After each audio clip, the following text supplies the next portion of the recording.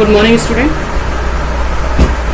अब हम बात करेंगे इकोनॉमिक्स के बहुत इम्पोर्टेंट लेसन की, जिसका नाम है केंद्रीय बैंक। और ये आपकी समष्टि की बुक का एक लेसन है, जिसमें से आपका 6 नंबर का एक क्वेश्चन हर साल आता है। ये याद रखिएगा कि 6 मार्क्स का एक निबंधात्मक क्वेश्चन हर साल इसमें से पूछा जाता है और आएगा इस साल भी। अब अगर हम बात करें कि केंद्रीय बैंक होता क्या है, तो केंद्र का मतलब होता है एक महत्वपूर्ण बिंदु। तो यहाँ पर हम बात कर रहे हैं कि भारत के एक मुखिया बैंक की, भारत का जो मुखिया बैंक है वो केंद्रीय बैंक होता है। हर देश का एक केंद्रीय बैंक होता है। हमारे देश का जो मुखिया बैंक है वो है रिजर्व बैंक ऑफ इंडिया, भारतीय रिजर्व बैंक। ठीक है, तो आज हम इसी टॉपिक के ऊपर पूरी चर्चा करेंगे कि आरबीआई क्या है और ये कैसे कार्य करता है, इसके क्या उद्देश्य होते हैं स्थापना के। इसका पूरा नाम होता है भारतीय रिजर्व बैंक।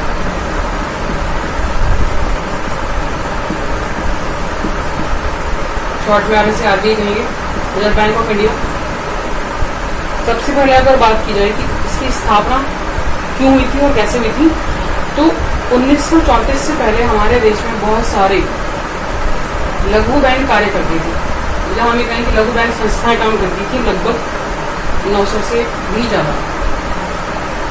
इन छोटी बड़ी संस्थाओं को समाप्त करके उस समय एक आवश्यकता हुई महत्वपूर्ण बैंक की, इन्हें समाप्त कर दिया गया और एक बैंक की स्थापना की गई। उस बैंक की स्थापना करने के लिए 1934 में एक अधिनियम पारित किया गया।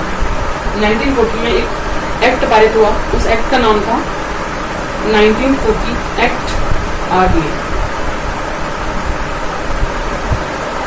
और इस अधिनियम की स्थापना के अंतर्गत एक कमेटी का गठन किया गया।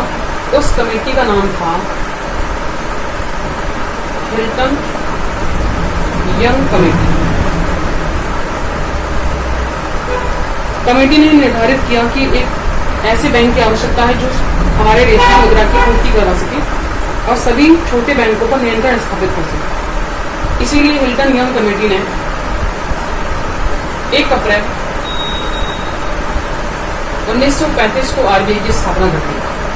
तो अगर आपसे पूछा जाता है कि आरबीआई की स्थापना किस वर्ष हुई है, तो हम बताएंगे 1 अप्रैल 1935 में। ठीक है, तो ये तो था इसका परिचय। वापस से मैं बताती हूँ कि केंद्रीय बैंक क्या है। हमारे हर देश में एक मुखिया बैंक होता है, उसे केंद्रीय बैंक कहा जाता है। भारत का जो केंद्रीय बैंक है वो है आरबीआई। स्थापना 1934 एक्ट आरबीआई यानी कि आरबीआई एक्ट 1934 के अंतर्गत एक कमेटी बनी, हिल्टन यंग कमेटी। उस कमेटी ने 1 अप्रैल 1934 को आरबीआई का गठन कर दिया। इसके बाद हम बात करते हैं केंद्रीय बैंक की परिभाषाओं की, क्योंकि कई बार इसकी परिभाषाओं पर भी क्वेश्चन पूछे जाते हैं। तो सबसे पहले आप इसकी जो पहली परिभाषा है वो बताएंगे मार्शल, क्योंकि मार्शल एक महत्वपूर्ण भूमिका निभाते हैं अर्थशास्त्र में। आरबीआई की परिभाषा के लिए इन्होंने परिभाषा दी थी कि बैंकों का बैंक आरबीआई है। आपको केवल इतनी सी डेफिनेशन नहीं देनी, इसके आगे भी आपको लिखना है इस परिभाषा के बारे में कि हमने इसे बैंकों का बैंक क्यों कहा। बैंकों का बैंक इसलिए कहा क्योंकि इससे अधीनस्थ जितने भी छोटे बैंक हैं उन सभी का वो बैंक है, इसलिए हमने इसे बैंकों का बैंक कहा। इसके बाद जो दूसरी परिभाषा है वो परिभाषा दी है प्रोफेसर क्राउथर ने, और इनकी परिभाषा भी इम्पोर्टेंट है। क्यों? क्योंकि इसमें एक नया वर्ड जुड़ा है, वो ये है कि देश में साख का नियमन करने के लिए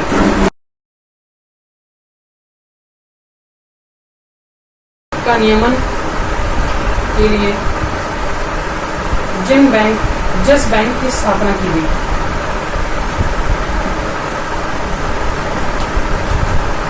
वो है केंद्रीय बैंक या आरबीआई। ये दो परिभाषा आपको करनी है, पहली मार्शल की और दूसरी क्राउथर की। अब हम बात करते हैं कि आरबीआई की स्थापना का उद्देश्य क्या था। भारतीय अर्थव्यवस्था में आरबीआई की जो स्थापना है वो क्यों की। तो उद्देश्य बहुत इंपॉर्टेंट है क्योंकि इनके उद्देश्यों पर 6 नंबर का क्वेश्चन पूछा जाता है।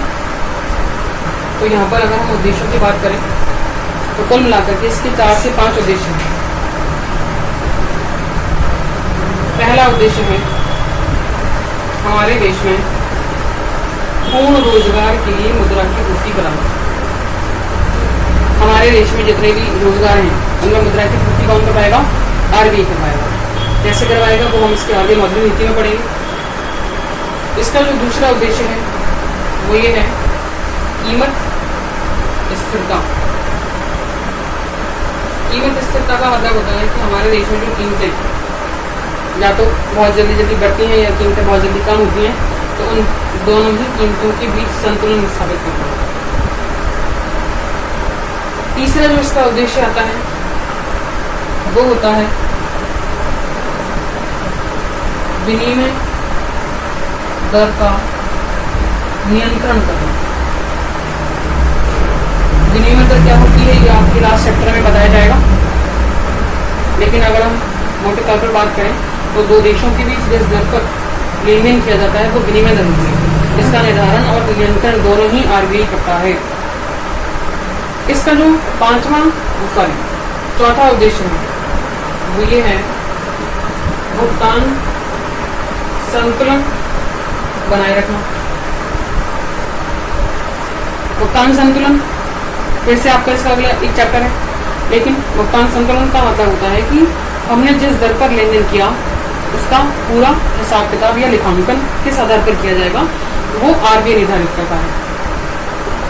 पांचवा और इसका आखिरी उद्देश्य है समृद्धि दर को बढ़ावा देना।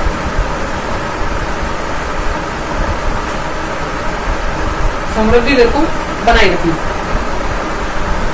केवल उद्देश्यों को पॉइंट करने से हमको ये समझ में नहीं आएंगे, इसके लिए हमारी एक मौद्रिक नीति कार्य करती है। तो उद्देश्यों को यही हम अभी प्रस्ताव करते हैं, लेकिन पॉइंट हमको लर्न करना है। इसके उद्देश्य पूरे कैसे होंगे वो हम मौद्रिक नीति में पढ़ेंगे। अब हम आते हैं कि आरबीआई करता क्या है। ये इसके उद्देश्य थे, ये इसके कार्य नहीं थे। भूमिका में भी आ सकते हैं, भूमिका और उद्देश्य एक ही होते हैं। भारतीय रिजर्व बैंक ये कार्य ये करता क्या है। इसके कार्यों में से भी 6 मार्क्स का आपका क्वेश्चन आ सकता है। पहला कार्य यह बैंकों का बैंक है।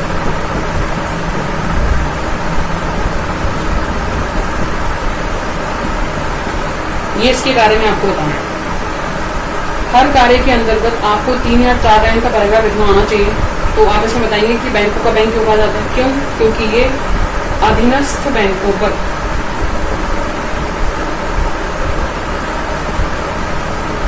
नियंत्रण स्थापित करता है। इससे छोटे जितने भी बैंक हैं उन सभी पर कंट्रोल करना इसका कार्य होता है कि वो सारे बैंक काम कैसे करते हैं। अधीनस्थ बैंक कौन से होते हैं? जैसे जितने भी सहकारी बैंक होते हैं, जितने भी निजी बैंक होते हैं, या मैं कहूँ कि प्राइवेट बैंक होते हैं। इसके अलावा जितने भी लघु बैंक होते हैं या जितने भी गैर संस्थागत, ये नया टॉपिक है आपका, गैर संस्थागत बैंक भी होते हैं, या जितने भी विदेशी बैंक होते हैं,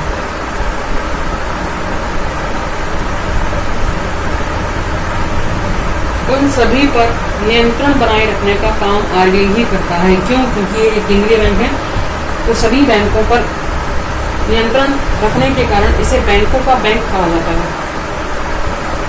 इसमें आप 3 से 4 लाइन लिख सकते हैं। इसका जो दूसरा कार्य होता है वो है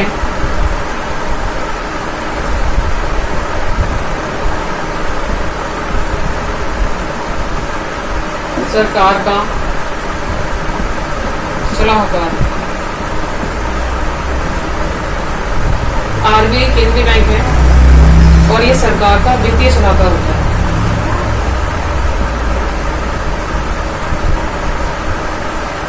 वित्तीय सलाहकार का मतलब यह है कि सरकार को कभी भी यदि इमरजेंसी में आपातकालीन परिस्थितियों में ऋण की आवश्यकता पड़ती है तो वो मुहैया कराता है। इसके अलावा जितनी भी योजनाओं पर जो खर्च किया जाएगा उन योजनाओं के खर्चे के लिए पैसा कैसे नियोजित किया जाए वो सारा बताने का काम भी आरबीआई करेगा। इसके अलावा सलाहकार के अंतर्गत ये बहुत तरह की सलाह देता है, जैसे कि अभी हमारे देश में विमुद्रीकरण किया गया था, डिमोनेटाइजेशन। तो उस समय जो नोटबंदी की गई थी उसके लिए भी सरकार ने आरबीआई से सलाह मांगी थी। हालांकि कितनी अप्लाई हुई है हमें पता नहीं है, लेकिन सलाह जरूर प्रदान की गई थी। तो इसके अंदर भी आप 3 से 4 लाइन लिख सकते हैं कि सरकार को किस प्रकार की वित्तीय सलाह प्रदान करता है और सरकार समय समय पर मशवरा लेती है यहाँ से। तीसरा जो आरबीआई का कार्य है वो है अंतिम ऋणदाता की भूमिका। अंतिम ऋणदाता, ऋणदाता किसका? क्योंकि हमारे देश में जो मुद्रा की पूर्ति करवाने का जो अंतिम साधन है, हालांकि व्यापारी बैंक होते हैं, उसके अलावा जो अधिकतम साधन है वो आरबीआई होता है। लेकिन ऋण किसे देगा? ये ऋण प्रदान करेगा सरकार को। ये ऋण प्रदान करता है इसके अधीनस्थ जो व्यापारिक बैंक काम करते हैं, वाणिज्यिक बैंक, उन्हें छत्तावर पट्टी है विदेशियों को, तो वो हमारे भारत से आरबीआई के द्वारा ऋण प्राप्त कर सकते हैं। इसीलिए इसे अंतिम ऋणदाता की भूमिका में शामिल किया जाता है। तो यहाँ पर से मैंने आपको इसके 3 कार्य बताए हैं और तीनों के अंदर हमको 4 लाइन लिखनी आनी चाहिए। पहला था बैंकों का बैंक, दूसरा सरकार का सलाहकार और तीसरा अंतिम ऋणदाता। इसके बाद हम इसके चौथे और मोस्ट इम्पोर्टेंट कार्य की बात करेंगे, क्योंकि उस पर अलग से क्वेश्चन आपका आता है। वो है हीनार्थ प्रबंधन। हीनार्थ प्रबंधक या प्रबंधन। हीनार्थ का क्या मतलब होता है? घाटे का वित्तीय प्रबंधन।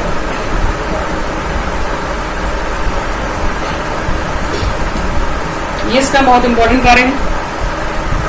इसमें क्या होता है कि यदि सरकार किसी वर्ष बजट घाटा या राजकोषीय घाटा होता है। बजट घाटा क्या होता है कि जब सरकार की आय कम पड़ जाती है उसके खर्चों से, गवर्नमेंट के बहुत सारे अलग खर्चे होते हैं और सरकार के पास पैसा कम पड़ जाता है, तो उस स्थिति को बजट घाटा कहा जाता है, वित्तीय घाटा। इस बजट घाटे की स्थिति में सरकार आरबीआई के पास जाती है और आरबीआई को काफी सारी प्रतिभूतियां या हम कहें कागजी मुद्रा गिरवी रख पाती है। गवर्नमेंट बजट घाटे की स्थिति में आरबीआई को कागजी मुद्रा गिरवी रख पाएगी। आप कहेंगे कि घाटा क्यों हुआ, लेकिन कागजी मुद्रा अलग होती है जिसमें हम नकद की बात नहीं कर रहे, नकद नहीं है गवर्नमेंट के पास। कागजी मुद्रा गिरवी रखवाने के बदले आरबीआई ये सरकार को ऋण प्रदान करेगा और यही जो प्रक्रिया है, इस प्रक्रिया को कहा जाता है घाटे का वित्तीय प्रबंधक। इस पर 3 नंबर का क्वेश्चन अलग से आ चुका है, इसलिए वापस से देखिएगा कि जब सरकार को बजट घाटा होता है, उस बजट घाटे की स्थिति में सरकार आरबीआई के पास कागजी मुद्रा या प्रतिभूतियां बॉन्ड गिरवी रखवाती है और आरबीआई इसके बदले सरकार को ऋण प्रदान करता है। ये प्रक्रिया हीनार्थ प्रबंधक कहलाती है या घाटे का वित्तीय प्रबंधक कहलाती है। तो इसके ये महत्वपूर्ण 4 कार्य थे। अगर हम इसके 5वें कार्य की बात करें, ब्रेक, तो इसके बाद अब हम आरबीआई का जो अगला कार्य है विनिमय कोषों का संरक्षक, वो देखते हैं, क्योंकि इससे पहले हम इसके 4 कार्य देख चुके। केंद्रीय बैंक जो है वो विनिमय कोषों का संरक्षक होता है, और विनिमय कोष का मतलब होता है हमारे देश में जितनी भी विदेशी मुद्रा आयात व निर्यात के द्वारा आती है, यानी कि आयात व निर्यात करने पर जो विदेशी मुद्रा का प्रवाह होता है उसे विनिमय कोष कहा जाता है। तो विदेशी मुद्रा कमर्शियल बैंकों के पास नहीं आती, वो आरबीआई के पास आती है, इसलिए उसे विनिमय कोषों का संरक्षक कहा जाता है। इसके अलावा इसका जो छठा कार्य है वो है नैतिक दबाव। आरबीआई क्या करता है, अपने से अधीनस्थ बैंकों पर, अपने से अधीन बैंकों पर, यानी कि जो उसके ऊपर निर्भर हैं, उन बैंकों पर प्रत्यक्ष कार्रवाई या नैतिक दबाव रखने का काम करता है। इसका मतलब यह है कि यदि कोई बैंक अपनी मनमर्जी करता है या अधिक मात्रा में साख का सृजन की पूर्ति करता है,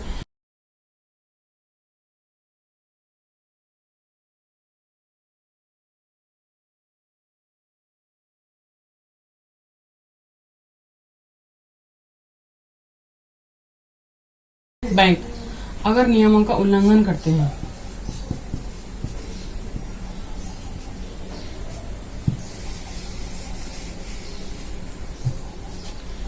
आरबीआई जो होता है अपने से अधीन बैंकों पर नैतिक दबाव बनाए रखने का काम करता है। क्यों? क्योंकि यदि अधीन बैंक कुछ नियमों का पालन नहीं करते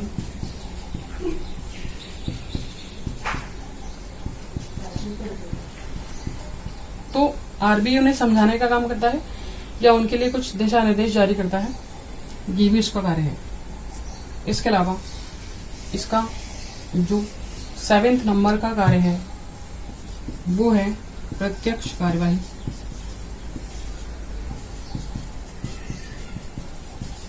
प्रत्यक्ष कार्रवाई का मतलब यह है कि अगर नैतिक दबाव बनाने के बाद भी व्यापारिक बैंक नियमों की अनदेखी करते हैं तो आरबीआई क्या करता है, उन अधीनस्थ बैंकों का लाइसेंस रद्द करवाने का काम भी कर सकता है। लाइसेंस रद्द करवाना ये एक प्रत्यक्ष कार्रवाई है। लाइसेंस रद्द कर सकता है या आरबीआई के द्वारा बैंकों का विलय भी करवाया जा सकता है। ये इसके प्रत्यक्ष कार्रवाई के अंतर्गत आते हैं 2 कार्य, या तो लाइसेंस रद्द करवाना या बैंकों का दूसरे बैंकों के साथ विलय कर देना। ये दोनों प्रत्यक्ष कार्रवाई में आते हैं और ये प्रक्रिया नैतिक दबाव के बाद वाली प्रक्रिया है। समझाने के बाद भी यदि कोई बैंक अपनी मनमर्जी से साख का सृजन करता है तब। इसके बाद हमारा जो अगला इम्पोर्टेंट कार्य है वो बहुत ही जरूरी है बोर्ड के क्वेश्चन के लिए, क्योंकि उस पर आपका अलग से भी एक 6 मार्क्स का क्वेश्चन बनता है, और वो है साख का नियमन। साख का नियमन का मतलब होता है कि हमारे देश में जो मुद्रा या ऋण की पूर्ति की जाती है उस ऋण की पूर्ति पर नियंत्रण करने का काम भी आरबीआई करता है। साख का मतलब मुद्रा या ऋण, यानी कि हमारे देश में जो मुद्रा सृजित होती है आरबीआई के द्वारा, यह ऋण की पूर्ति की जाती है, वो केवल केंद्रीय बैंक ही कर सकता है और उस पर नियंत्रण रखने का कार्य भी आरबीआई ही करता है। अब नियंत्रण कैसे किया जाए, ये बहुत ही इम्पोर्टेंट क्वेश्चन है। नियंत्रण आरबीआई कैसे करेगा? तो नियंत्रण करने के लिए हमारा एक बहुत अगला इम्पोर्टेंट क्वेश्चन है, वो है मौद्रिक नीति। ये आपका 6 मार्क्स का क्वेश्चन पूछा जा चुका है और ये हर साल आता है। ठीक है, तो आज हम पढ़ने वाले हैं हमारा बहुत ही इम्पोर्टेंट टॉपिक मौद्रिक नीति।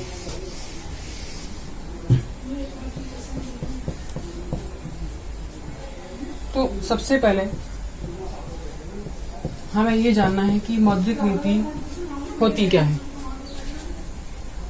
मौद्रिक नीति क्या होती है? मौद्रिक नीति का मतलब होता है कि किसी अर्थव्यवस्था में, अर्थव्यवस्था का मतलब मैंने आपको बताया था, हम किसी राष्ट्र की आर्थिक क्रियाओं की बात कर रहे हैं। किसी अर्थव्यवस्था में साख या मुद्रा के प्रवाह पर नियंत्रण बनाए रखना ही मौद्रिक नीति कहलाती है।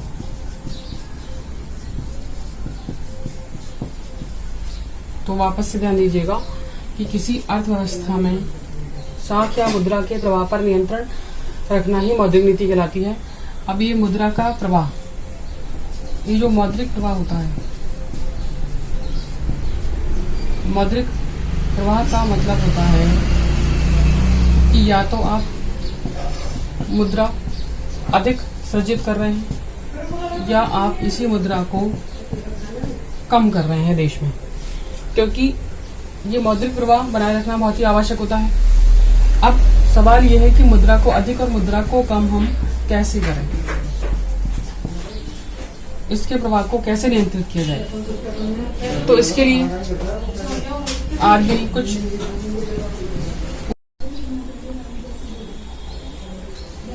अब हम बात करते हैं मौद्रिक नीति के उपकरण की, क्योंकि मैंने आपको बताया था कि ये वो उपकरण हैं जो ये बताते हैं कि मुद्रा के प्रवाह को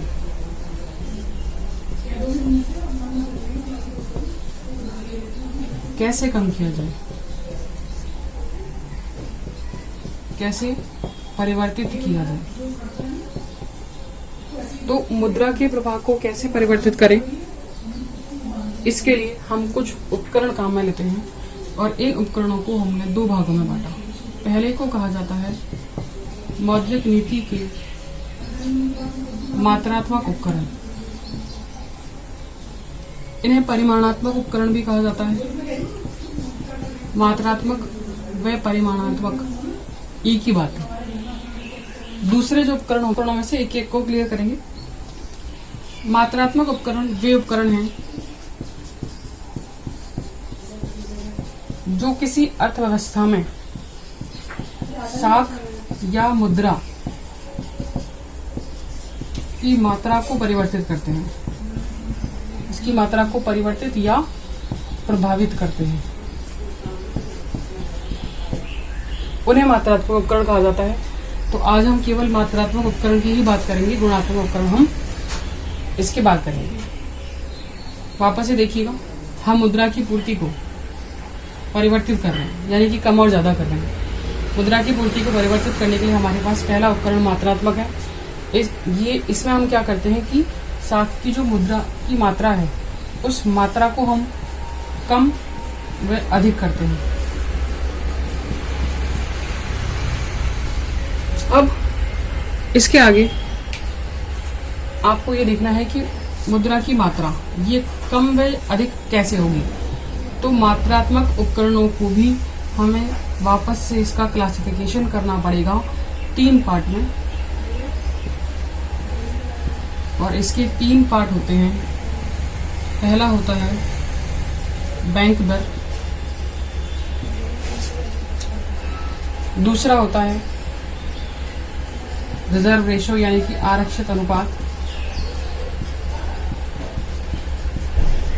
और तीसरा होता है ओपन मार्केट ऑपरेशन। इसके बारे में हम बाद में बात करेंगे, इसलिए मैंने यहाँ पर अभी शॉर्ट में लिखा हुआ है OMO, ओपन मार्केट ऑपरेशन यानी कि खुले बाजार की क्रियाएं। आज हम अपना पहला पॉइंट उठाते हैं यहाँ पर, इसको ध्यान से समझिएगा, क्योंकि बैंक रेट पर आपकी एक नंबर के क्वेश्चन आते हैं। तो बैंक दर होती क्या है?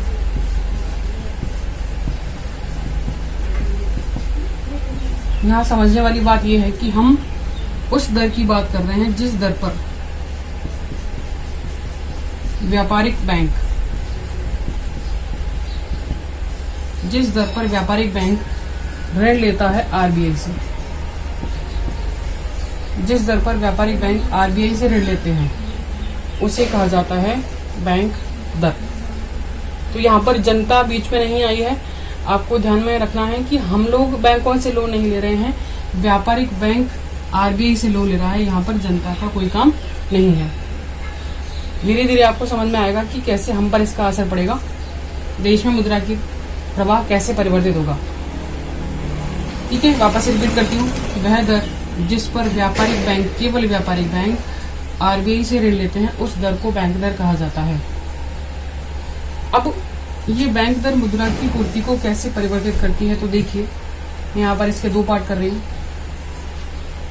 यदि बैंक रेट अधिक हो और यदि बैंक रेट कम हो, तो मान लीजिए कि अभी जो बैंक रेट है वो 4% है और 4% से अधिक होकर के हो जाती है ये 6%। ठीक है, यानी कि बढ़ गई है। अब इससे क्या होगा कि यदि बैंक रेट बढ़ जाती है तो बैंक रेट के बढ़ने का असर पड़ता है आधार दर पर। वापस से समझिएगा कि व्यापारिक बैंक इसने ऋण लिया आरबीआई से 6% पर, बढ़ी हुई दर पर। अब हम लोग जो हैं, यानी कि जो जनता है, वो व्यापारिक बैंक से ऋण लेगी और जिस दर पर लेगी वो होती है आधार दर। तो जब बैंक रेट बढ़ गई है 6%, तो व्यापारिक बैंकों को आधार दर भी बढ़ानी पड़ेगी। आधार दर 7% से बढ़कर हो जाएगी 9%। यहाँ पर समझने वाली बात यह है कि अगर बैंक दर बढ़ती है तो बैंक दर के बढ़ने का असर पड़ता है आधार दर पर। ठीक है, दो तरह की दर हैं, ये दोनों साथ में काम करती हैं। बैंक दर बढ़ेगी, आधार दर भी बढ़ जाएगी। बैंक दर कम होगी, आधार दर भी कम हो जाएगी। यहाँ पर मैं एक एग्जांपल लेती हूँ। मान लीजिए कि बैंक रेट बढ़ गई और बैंक रेट के बढ़ने से जो आधार दर थी, जनता के लिए दर ऋण की, वो भी बढ़ गई। अब आधार दर के बढ़ने से हमारे देश में जो ऋण हैं वो महंगे हो जाएंगे। ऋण महंगे का मतलब ये है कि जहां आपको 7% ब्याज देना पड़ रहा था, अब वहां आपको 9% ब्याज देना पड़ेगा, जो कि अधिक है। आधार दर के बढ़ने से ऋण महंगे हो गए। ऋण महंगे होने से जनता ऋण कम लेगी। ऋण कम लेने का मतलब कि जनता की जो आय है, ऋण से आय, वो कम हो जाएगी। और आय कम होने से हमारे देश में जो मुद्रा की कुल मात्रा है वो भी घटेगी। वापस से देखिएगा, बैंक दर बढ़ गई।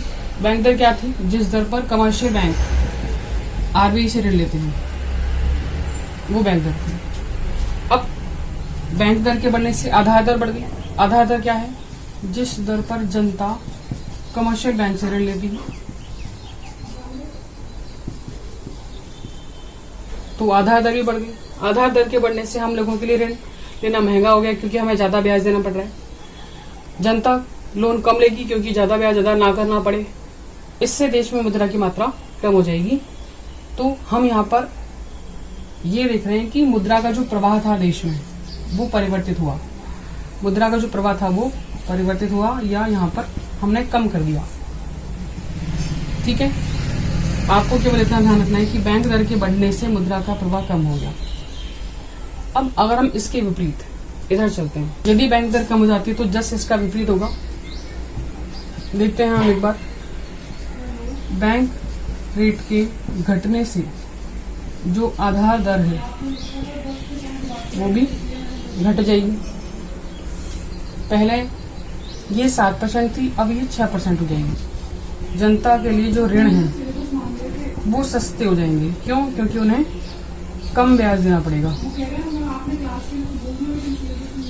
और जब ब्याज कम देना पड़ेगा तो हम ऋण है जो अधिक लेंगे, और ऋण अधिक लेने से हमारी वो होगी।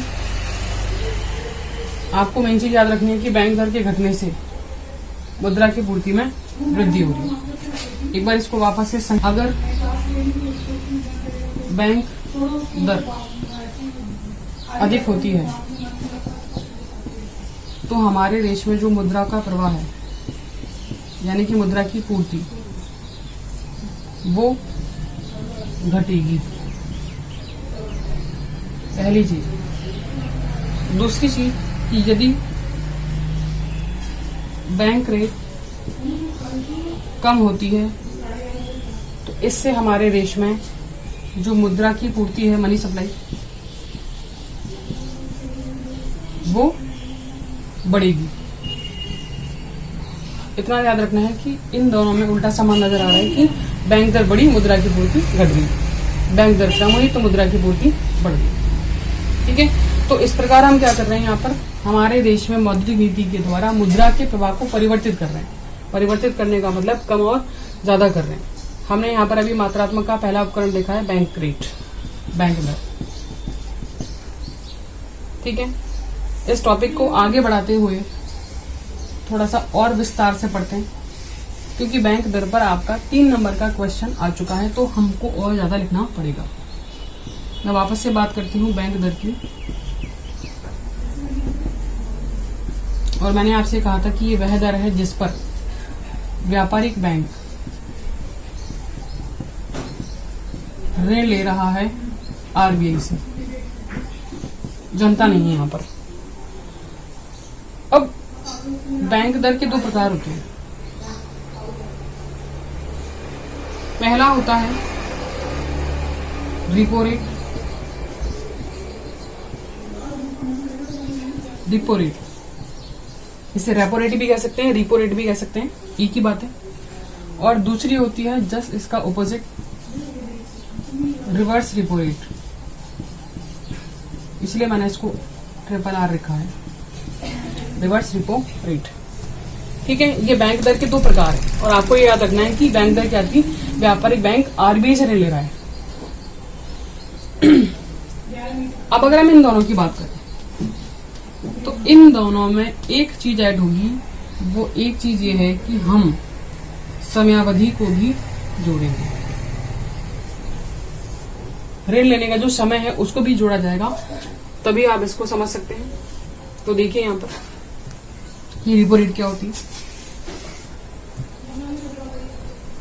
रिपो रेट का मतलब होता है, मैं वापस से ये परिभाषा लिख रही हूँ, कि वह दर जिस पर व्यापारिक बैंक ऋण लेगा आरबीआई से। तो फिर अंतर क्या हुआ, अंतर यह हुआ कि व्यापारिक बैंक आरबीआई से ऋण ले रहा है केवल 90 दिन के लिए, केवल 90 दिन के लिए। तो यहाँ पर हमारी बैंक दर वाली परिभाषा में केवल एक चीज ऐड हुई है, 90 डेज। तो मैंने आपसे कहा था समयावधि जुड़ेगी, आप उसी परिभाषा को लिख रहे हैं, लेकिन उस डेफिनेशन में आप केवल समयावधि यानी कि 90 दिन को जोड़ रहे हैं। अगर व्यापारिक बैंक आरबीआई से 90 दिन तक का ऋण लेता है तो उस दर को रिपो रेट कहा जाता है। वो जो ऋण मिलेगा 90 दिन का, वो रिपो रेट पर मिलेगा। ठीक है, लेकिन अगर हम इसका उल्टा करें, रिवर्स रिपो रेट, नाम ही इसका रिवर्स है, तो आप इसमें थोड़ा सा दिमाग लगाएं कि जिस दर पर उल्टा हो गया है, आरबीआई ऋण ले रहा है व्यापारिक बैंक से, कमर्शियल बैंकों से। अब हमारे दिमाग में क्वेश्चन है कि आरबीआई ऋण क्यों लेगा। तो आरबीआई ऋण ले रहा है कमर्शियल बैंक से, इसका मतलब है कि आरबीआई अपने बिलों की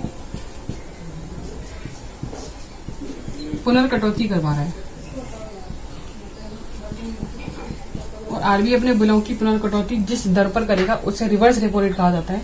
इसका मतलब मैं आपको समझाऊंगी ये भी क्या है। मैंने आपसे कहा था कि इसमें समयावधि भी ऐड होती है, तो यहाँ पर हम समयावधि कितनी लेंगे, 90 दिन से अधिक, क्योंकि बिलों की पुनर्कटौती के लिए अधिक समय चाहिए होता है, तो टाइम ज्यादा लगता है। आरबीआई जिस दर पर व्यापारिक बैंक से अपने बिलों की पुनर्कटौती करता है 90 दिन से अधिक के लिए, उसे कहा जाता है रिवर्स रिपो रेट। बिलों की पुनर्कटौती का मतलब होता है कि आरबीआई अपनी नकद को परिवर्तित करने का काम करता है, जो कि हम गुणात्मक उपकरण में पढ़ेंगे।